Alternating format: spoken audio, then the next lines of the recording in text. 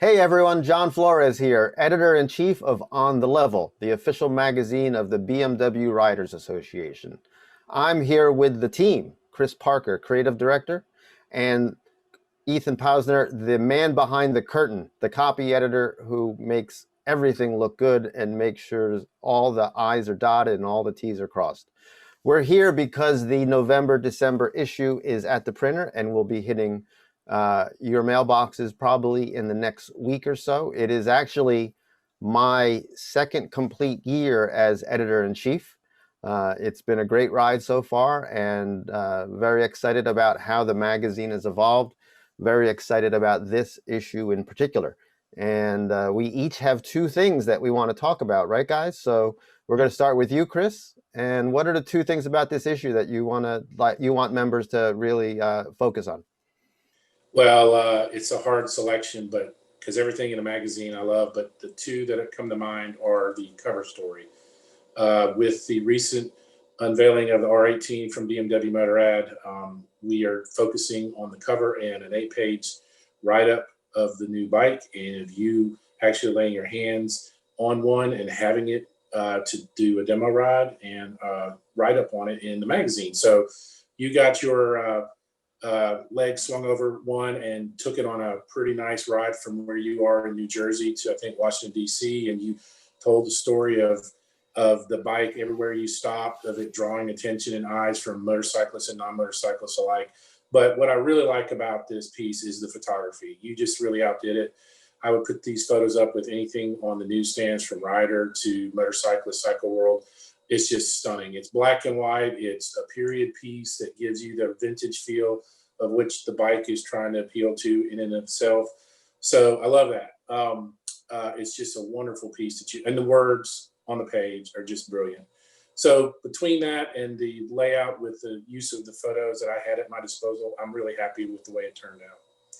I'd like to interrupt a sec, Chris, and say that in the 2 years I've been working with John, his writing has added at least 2 layers of depth to it, and subtle things that I notice as a copy editor and a voracious reader. And I would say that John's really firing on all, I guess, 2 cylinders, right, in the BMW world, or maybe it's all 6 cylinders. Yeah. 2 opposed cylinders. Yeah. Thank you, sir. Really, thank you, guys. Yeah. Appreciate that. And then I guess the second piece, which is going to probably bring to us quite a bit of, I wouldn't say controversy, but we'll get letters. We do have a piece on the use of a car tire on the back of a K600 GT. It is called Tales from the Dark Side, and it is an interesting perspective on the use of said tire on a motorcycle. And what I like about the fact that we have that in the magazine, whether you love it or hate the idea that we even put it in the magazine, says something about our editorial selection, and that we allow different voices and opinions to come to the magazine of the membership. So that is something that I'm really proud of, that John doesn't self-censor or select based on what he gets. He sees the value in getting different voices in the magazine. So I love that. So be prepared to read that and give us your thoughts on it. Yeah, Jeff Krause really worked a lot on that piece. He and I went back and forth several times. I asked him some questions. I asked him to clarify things. So we're going to do this, and then we're going to do what's your favorite motor oil for the next issue, because I know those are probably the 2 most controversial issues. But yeah, looking forward to hearing opinions about that piece. Ethan, what about you? You said you have 2 things or more? 2.5 things. Okay. The first article I'd like to mention is Steve Cantrell's article, the thinking of buying a used BMW, the depth of research, the clarity of presentation. He is fair about the pros and the cons.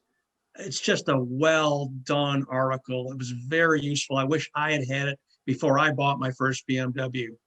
And Chris Parker has done a lot of work on getting photos, great photos of the bikes that are mentioned in the article. So you don't have to wonder what the R1200 ST was. Yeah. And So what you see on the page are representative of what he's talking about in each era of the BMWs that he's looking at and talking about.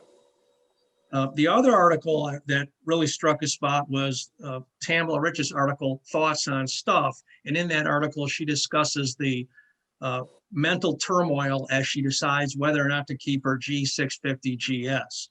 I liked it for not only the fact that she reveals things that other people don't like to mention out loud in deciding or discussing what to do about your favorite motorcycle, but it struck a chord with, I had the same issue with a clock that my great grandmother had bought me.